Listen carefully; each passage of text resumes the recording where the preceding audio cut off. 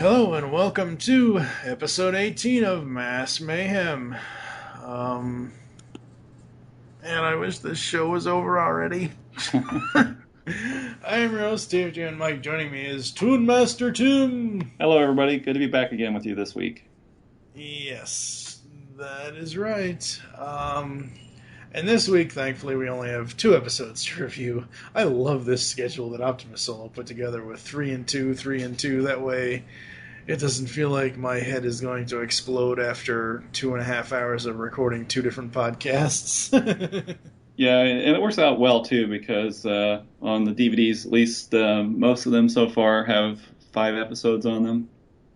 So, yeah, this, between episodes 17 and 18, this was all on one disc. All 5 of these episodes between episodes 17 and 18 were on one disc of the DVD set, so that was really nice, and you didn't have to switch discs and back and forth and etc. etc. etc.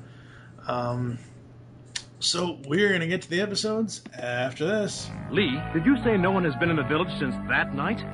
That's right. Bruce, take a look at this.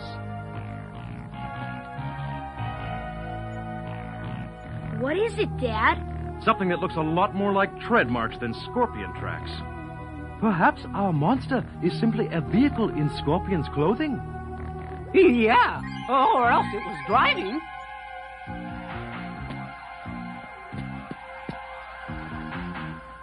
Gasoline? Looks like one of these rocks may have punctured the fuel tank. Let's run it through Thunderhawk. If I'm right, there may be some real venom in this phony scorpion. Alright, first up is the Chinese scorpion. Venom agent Bruno Shepard disguises Stinger as a giant iron scorpion and kidnaps the archaeologist who knows the location of buried treasure inside the Great Wall of China. Okay, first of all, Bruno who? Stinger what? This is the first time we've gotten a new Venom character. yeah, this is great. I love that. I love that we finally get to see a new character. Yes, exactly. And it's another treasure hunt. I like how they used the Great Wall of China. I think that was kind of cool. I don't think Matt should have come bursting out of the side of it, though. That's a little, no. Yeah. That was a little off. But overall, the plot, I liked it. It was interesting. But again, it's another treasure hunt. It's another treasure hunt, sort of a mystery again. They're all mysteries almost. But there were a lot of things I liked about this one. No, there are a lot of things I liked about it. It just... There's a lot of things that apparently I don't like about it, too. I think... Yeah, sorry. No, it's just... I want more out of this show, and sadly, I know it's not going to give me any more than what it is. Me too. Venom is always after money or some treasure or some power. That's just going to be their focus in every episode, unfortunately. So we know that that's the road we're going to go down eventually. But this episode, I actually felt like this one was a bit more of a mystery than it was a treasure hunt. I mean, it does turn into the treasure hunt, but we start off with the scorpion breaking through that wall and basically destroying this village. I mean, there's just rubble everywhere. I don't know how that scorpion destroyed so much of the village. But there's just rubble all over the place. And so, M.A.S.K goes in to figure out what happened and help them out. And we do eventually get to that point where we realize that, yeah, this was all just to find some treasure. Yeah. Yeah, pretty much. All right, let's get to the high beams. Boy, talk about being stuck between a rock and a hard place. You said it. All right, so I have way more low beams than I do high beams, so let me get these out of the way. Finally, we haven't seen Hondo in a while. That was a nice change of pace. Yeah. Thunderhawk has the spinaroonie down. Somebody call Booker T, ladies and gentlemen, when it was spinning out of control in the sky. Yeah, it was. It was doing 360s. Yep. Hey, looky there, a new Venom team member. Hi, Shepard. And I do love Rhino in battle mode. That is so awesome. I love that. Was by far one of my. I had Rhino as a kid. That was by far Oh, one of the coolest toys ever. Because it's basically, we've said, and you've said this, and I've said this. Mask is basically what would happen if Transformers and GI Joe basically collide, and this is kind of a little bit what it would be like. But the Rhino toy, talk about a toy that lives up to its animation model and its animation standards as far as what it does in the cartoon versus what the actual product did. It does everything that it does in the show. It has the smokestacks that are the laser cannons. right. It has a little compartment in the back where you open it up, and it is the base where Alex is usually in, where Bruce normally drives the truck. The back of the thing, the two-wheeler thing, pops off, and it becomes its own little Optimus Prime roller type thing. It was, oh god, it was so awesome. Absolutely love that toy. Yeah, it was cool. I didn't have it. As I said on an earlier episode, my brother had the Thunderhawk, and I think my cousin had Rhino. And when you saw that toy in the commercials, I mean, when I saw the toy in the commercials anyway, I just wanted it. I mean, I was into semis big time when I was younger. I like semis, and so I wanted that toy very badly. And just because it did all those other things that you just mentioned, it looked very cool, and I wanted it, but unfortunately I didn't have one. Yeah, and like I think I said this back in episode 15. Just based on Rhino, you could so pull off a Mask movie now, because you've got the Optimus Prime in the live action Transformers movies, especially in Age of Extinction, looks just like you repaint that thing purple, splash a mask, splash the M.A.S.K on it, bam, Rhino right there. Because it was that forward cab, that forward grill cab. It wasn't, Yeah. a snub nose cab, so that'll work. All right, what did you like about this one? Well, unlike you, I have a lot of high beams, more than I have low beams. There were a lot of things I liked about this one, honestly. We get to see Hondo again, as you mentioned, which was great. We get to see the Hurricane, his vehicle, the 57 Chevy that can have 6 tires, so that was great. I like when they called Hondo on the computer. We get to see him lifting weights. He's apparently an Olympic weightlifter, and he lifts a huge amount of weight, like 315 pounds, and then just hands it to a guy after he's lifted over his head. So he's lucky he didn't kill that guy. Yeah. We see that Alex is growing hair on the back of mice. And monkeys. And then, yeah, he has to take off, and then it spills on the monkey. And it grew very fast, too. Yeah, it did. But speaking of new characters, again, we get to see Bruno Shepard. We don't get to see him a whole lot in this episode, but it was just nice that we got to see another character introduced. And we have this Scorpion, this running around causing all this destruction, but it actually happens to be Bruno's vehicle underneath. Mm-hmm. And so that was a bit of a surprise, and we get to see what his vehicle looks like, and I think it's actually a pretty cool looking vehicle. It kind of looks like an old Camaro, like an old 70s Camaro. I'm not sure, or a Firebird perhaps. I'm not sure which one it's supposed to be. Yeah. I thought T-Bob has some funny lines as well. There was a moment where they're eating with the Chinese boy at the table, and he's trying to teach them how to eat with chopsticks, and Scott's telling T-Bob, hey, watch this, and he tries to pick up this noodle or something and drops it on the floor, and T-Bob's like, what, you just dropped your food on the floor? So I thought that was funny. We got to see Matt wearing the Rhino mask and suit again. I like that a lot. I think that's really cool. Oh yeah, the alternate mask for him. Yeah, I like that mask a heck of a lot better than Spectrum. Yeah. I mean, I like the Spectre mask and everything. I think the suit is great, and I think it does work very well with Thunderhawk, but it's cool to see him in this mask, too. Yeah, absolutely. And then, let's see. I love the ending of this episode. Because Venom, they get trapped in there with the treasure that they were looking for, and there are all these scorpions surrounding them. And yep. they're just left there. We basically fade to black with them standing there surrounded by scorpions, and I just love that. Thought that was that great. was pretty cool.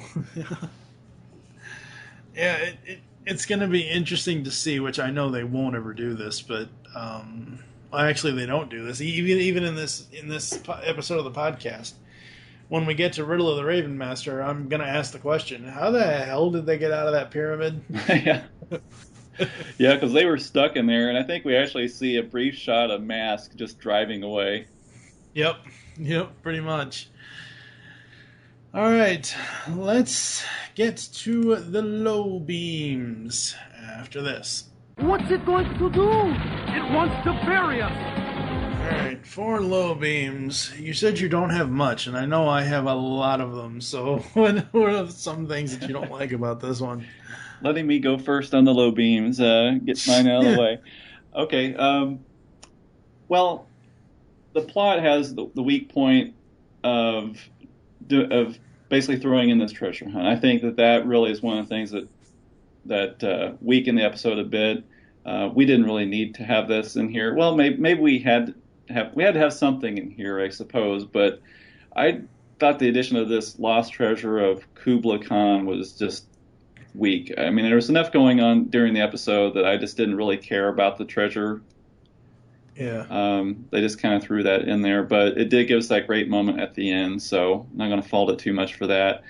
And then I know that the computer is supposed to be kind of this all-powerful, all-knowing thing, and it's great that they, in a lot of these cartoons, they have these giant screens and amazing computers that can do all these things that were not possible then and may not be possible for another 10, 15, 50 years from now, or maybe never. But really, the computer can just analyze the soil and pin it down to latitude and longitude in seconds. Well, the bad computer can do that, so why not? Yeah, but this isn't Batman. What have you got, Mike?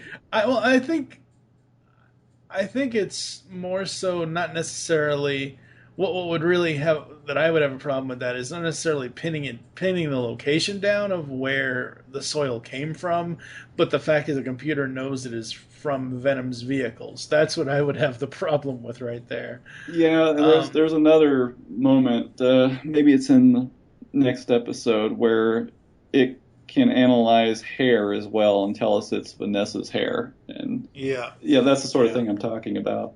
Yeah. For me, giant scorpion with tank treads. Really? Really? No one in the entire episode noticed the giant tank treads on the back of this thing. Oh, God. The episode basically has no plot. It's just a treasure hunt. That's all it is. The scorpion shoots straight through Thunderhawk, yet Bruce and Matt are unharmed. Yet when last week Rhino shot the wings off Switchblade, the vehicle gets slightly destroyed. The inconsistency of this series really, really irks me.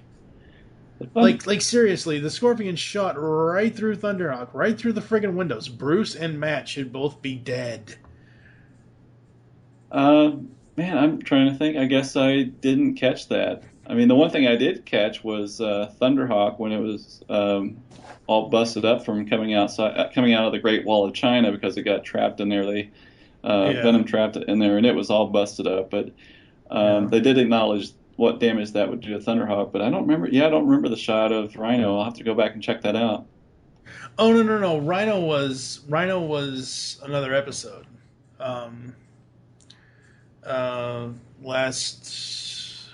It was in last week's episode. It was in the last podcast. It wasn't. No, what I'm saying is the Scorpion scene shooting through Thunderhawk. Okay. What I'm saying is it shot the laser beams. The animation effect on the laser beams went right through Thunderhawk. It didn't pass by it. It didn't pass over it. It went it looked like it was going right through Bruce and Matt's head, and nothing happened to either one of them. Oh, okay. So they didn't Yet acknowledge that was shot as like a direct hit at the Thunderhawk. I gotcha. Right. Yet in a previous episode, Rhino shot the wings off of Switchblade. So the animation, so inconsistent. It's so inconsistent. And Matt, no real quote-unquote creature has laser beams, you idiot. So if the team arrived in the plane, how did Matt and Bruce get to China from the mansion? Because it shows them in this episode at the mansion first, and then they're all of a sudden in China. I thought they did show the giant carrier, because didn't Matt look up the sky and acknowledge that it had arrived and the members were now there? Yes, but it doesn't show how Matt and Bruce got from the mansion to China. In the very beginning of the episode, they are at Matt's house. Yeah. And then, Matt's like, okay, Bruce, let's go do it, or let's go get him, or whatever else. And all of a sudden, you see the Thunderhawk just going off, and all of a sudden, it's in China. No explanation. Because later, the plane does arrive with the other members. That's what I'm saying. Oh, what I have a problem with is them not explaining how Matt and Bruce got to China magically, teleportation or whatever the hell. Well, right. So you're saying, you're saying they should have been on the transport that brought the other members over later. But that happens with so many other episodes, too, because Matt... No, it's not something exclusive to this episode. Yeah. You're right. But I just wonder how they're getting around that with all these episodes where they can be around the globe with their vehicles. I mean, surely they're not coming across on a boat or being flown in a giant plane or something everywhere they go around the world, because they're somewhere different every week or something. What's it going to do? It wants to bury us. Now Thunderhawk should really be completely destroyed. Because first of all, the Scorpion picks it up and crushes the Thunderhawk, and then it slams it into the ground, and yet it's still not destroyed. It buries itself, or it buries the Thunderhawk. And then the Thunderhawk, amazingly, the boosters work and they get out. And yes, it does look damaged. But I mean, like, the way that Scorpion picked that car up looked like, something you would see in a junkyard or a salvage yard where, the crane picks up the destroyed cars. It's just, the inconsistency is just, If I'm going armed. Oh, God, T-Bob. Oh, God. Yeah, with the little chopsticks that he had. I thought that was kind of funny, because he goes charging in and he pulls out those chopsticks. I'm going in armed. Yeah. No radios in traffic is the PSA. Well, duh. That's a good message. It is a good message. We've heard this before, though. Yeah. I've seen this. Not this specific PSA, but I've seen this message before. What are you going to rank this one? I'm sure it's going to be on a scale far from your ranking, but like I said, I like this one a lot. I didn't fault it for the Scorpion issue so much, because I didn't think it was supposed to be considered a real Scorpion. Maybe that's how they wrote it in the episode or intended it to be, but I mean, I knew it was a mechanical Scorpion to begin with, because you said... I'm not faulting the Scorpion. I'm faulting the other people in the episode. Like, they wouldn't realize it's not a real Scorpion and has two giant tank treads coming out of the back of it. Right. I saw those treads immediately and I knew it was going to be mechanical anyway. This is M.A.S.K, but you see the treads as this rolling away. So I enjoyed this one for having Hondo back, for the new Venom member. There were some funny lines. I thought T-Bob and Scott actually had some good moments in this one. There were fewer puns. It was just enjoyable. I thought the pacing was good. There was plenty of action. So this is going to be my first 5. Oh, God. Yeah, we are on completely different spectrums of the scale. Um, for the for getting Hondo back and for seeing a new Venom member, I'm putting that at a tie of awesome moments, and therefore the episode only gets a 1 because everything wow. else is just so horrible. Wow, that's So bad. That surprises me. I'm surprised to hear that you disliked it that much. Yeah, I'm not going to, but I may. Okay, yeah. 3 moments. I guess I could give it a 2, but I'm not going to because everything else that is so bad in this episode kind of outweighs. Like, if it was Rhino doing the entire mission by itself, that would give it at least a 2 or a 3, using its multiple modes, but it only showed up once. So yeah, 1 out of 5 for me. So we're going to move on to the final episode of the day after this. And according to legend, if the Ravens ever leave the tower, the British Empire will fall.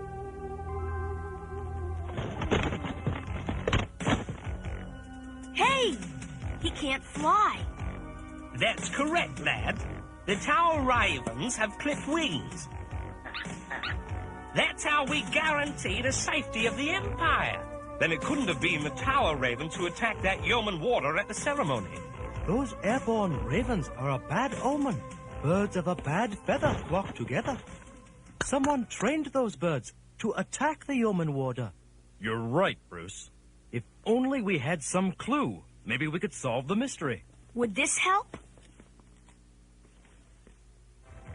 Where'd you get this, Scott? I picked it up right after the attack. Good work, Scott. Feather in the hand is worth 2 ravens on the fly. Alright, finally up today is Riddle of the Raven Master. Venom agent Vanessa Warfield uses trained ravens to steal London's crown jewels. As a diversion, Slyrax plants a bomb in Big Ben. Scott and T-Bob meet the ravens of the Tower of London. Oh, God. Matt is knighted. Really? Matt Tracker gets knighted? Oh, my thoughts exactly. What's he getting knighted for? Why? He's easily the worst father in 80s cartoons history. Oh my god. Why? Oh god. I know we mentioned last time that, he is a philanthropist and he donates all his time and money to these charities and all this and all that and, organizations, but if you look at Matt Tracker on a whole so far, we're 40-something episodes into this series out of 75. He is by far the most not there, inconsistent, inconsiderate father I have ever seen in a cartoon series. It's a wonder that Scott survived his childhood with Matt as his father, because he's always into trouble. He takes him around the globe, and he's just having T-Bob basically babysit Scott, and we all know that T-Bob can't babysit Scott. Scott's always tinkering with T-Bob and getting into various trouble and just not doing what he's told, and you can't just leave kids alone like that. You can't just leave them with a robot. Hell no. What did you like, or what did you think of the overall plot for this one? Well, it's another heist, treasure hunt sort of episode. It's kind of typical for what we've seen so far in the series. One of the things that was kind of cool, we talked about this before, how that sometimes the series brings in pieces of culture or history, and they talk about the ravens, and that there's a superstition that says that if the Tower of London ravens are lost or fly away, the crown will fall, and Britain with it. That is an actual thing. Apparently, it's an actual superstition. So there's some information out there about it. So I was checking that out. So that was kind of cool that they weave that in, because when I heard that in the episode, I was like, wait a minute, did they just make this up, or is this a thing? And I think I'd actually maybe heard it before, but I always have to double check because you just never know if they're just pulling something out of the air or not. But that was kind of cool. But overall, it was a typical episode, and I just didn't find this one to be one of the stronger episodes of the series. Pretty weak plot point, and there really was no need to have Matt knighted. It didn't really play into the episode later on. It was just a way for us to get to Britain, I suppose. I guess. Yeah. All right, we're gonna get to the high beams after this. You've got to get the bomb off the clapper! If the bell rings, it'll explode. How would you two like to fly on the wind? I just hope we're not gone with the wind. I already feel like Clark Gable. Turning on the high beam. Ravens, London? Where's Edgar Allan Poe when you really need him? Yeah, they actually have a Poe reference in here as well. Miles says it. The quote from the Raven, nevermore. Yep. Again, the animation in the showdown scene is fabulous, very sleek and fluid. I absolutely love that. Clock Gable. T-Bob, you are nuts. Oh my god. Is that what he said? I rewound that one to see what he said. I knew it was supposed to be Clark Gable, but I was like, he's not saying Clark. He said Clock Gable. Oh, jeez. Get off my bike, you dirty birds. I love Rax. Sly Rax is one of the best 80s villains. One of the best 80s henchmen, at least. He is great. They, he's voiced kind of like how they voice Shipwreck in G.I. Joe, where he comes off sounding a little bit like Jack Nicholson. Mm-hmm. Yeah, I think he's great. Yeah, what did you have for high beams? Scott almost gets the axe. Yeah, that would be a good thing, I would say. Well, it was just kind of a good way to go into that commercial break where he has this axe coming at him. I'm not, looking for Scott to get killed off in the series or anything, but thought that was a good way to go into the cliffhanger for that commercial break.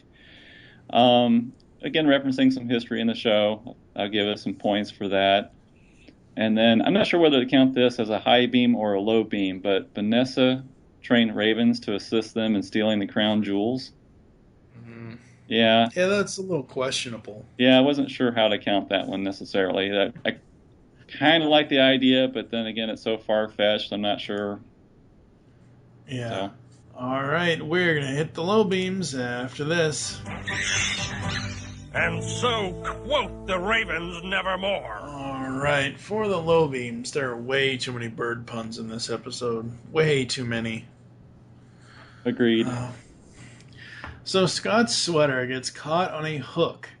Why didn't he just reach behind and free it versus standing there like an ass trying to get free? Then he kicks something over, and boom, a statue falls and an axe is headed straight for his head. Oh, God. And then, of course, there are several puns that follow that one. Almost lost my head over that one. And yeah. And I think T-Bob even carries it a step further. And I'm thinking, okay, you were fine with one, but you don't need to keep going. Yeah, you don't, you poke the bear once. After that, you stop poking the bear.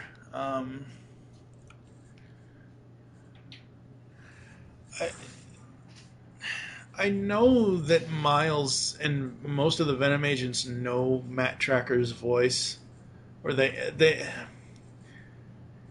This is one problem I have with this entire series is when Scott and T-Bob always get involved.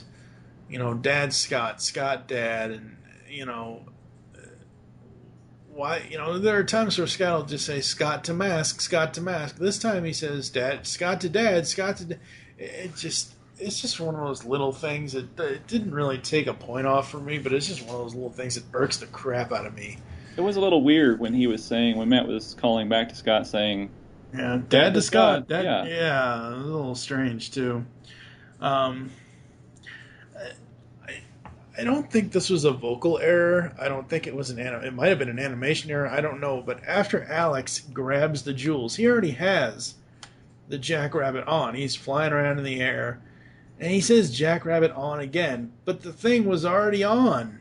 It never shut off because he was in the air the entire time.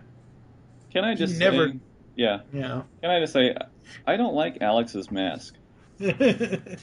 I think Alex is a fine character on the series, and I like Rhino. Obviously, I love Rhino. That's awesome. Yeah. But his mask is one of my least favorite. Yeah. Yeah. No, I agree. It's a little out there. Right. I don't like the design very much or the power. I think it's one of the weaker designs. Yep. So finally, never touch a hot stove. I learned this the hard way when I was a kid.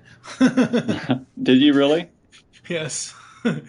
I think a lot of kids have. I probably have too. I don't remember a specific incident, but I remember being told not to touch anything on the hot stove. Yeah. So that was a good PSA. On this one, I did want to mention, this was the episode where the computer could detect that the hair that was found on the raven feather was from Vanessa. Yeah. So that was just like, oh boy. If I could turn back time, I'm surprised I didn't throw a line like that in there. I don't know when that song came out, but the way they stopped the bomb from going off on Big Ben is that T-Bob and Scott worked to stop the arm from moving on the clock. I was just like, really? This is how we're going to stop the bomb? Would that even work? I don't think so. Yeah, I'm not sure. For me, I'm going to give this 2 masks out of 5. The series is so inconsistent as far as the plots, and half the plots end up being heists or mysteries that I just don't care about, or treasure hunts that it just... but this one specifically, too many bird puns. Scott not actually using his brain and being an ass gets it 2 out of 5 masks for me. What about you? I still can't believe that you would rank this one higher than that last episode, but we're going to agree on this one. I'm giving this one 2 masks. All right, we're going to take a quick break, come back with final thoughts after this, and close out the show. I'm Colin Baker. My name's Fraser Hines. Hi, I'm Daphne Ashbrook. This is Andrew Cartmel. Hi, this is Colin Spall. Hello, I'm Simon Fisher-Becker. This is Ian McNeice. Hi, this is Travis Ritchie. You listen to this Mark42. Listen to Mark42's Universe. If you're into Doctor Who, listen to Mark42's Universe. We always have the latest Doctor Who news, reviews, and interviews. We are available on iTunes, Stitcher Radio, Geekcast Radio Network, and our home base, Mark42.net. Mark42, the meaning of life. So let's say you're looking for a podcast of your favorite 80s comic books, G.I. Joe, Transformers, Ninja Turtles, He-Man, etc. Where are you going to go to find this?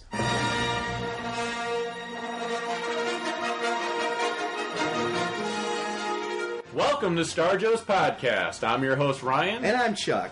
That's right, everybody. We're the Star Joes. We host a podcast called Star Joe's Podcast, where we talk about your favorite comic books, your favorite toys of all the 80s properties. Star Wars, G.I. Joe, Transformers, M.A.S.K, Thundercats, Voltron, you name it, we cover it. If it's in the 80s, we'll cover it at some point. Yes, so what you want to do to find us, you can go to iTunes, you can go to www.starjoes.com. And remember, the Force will be with you. Because knowing us is half the battle.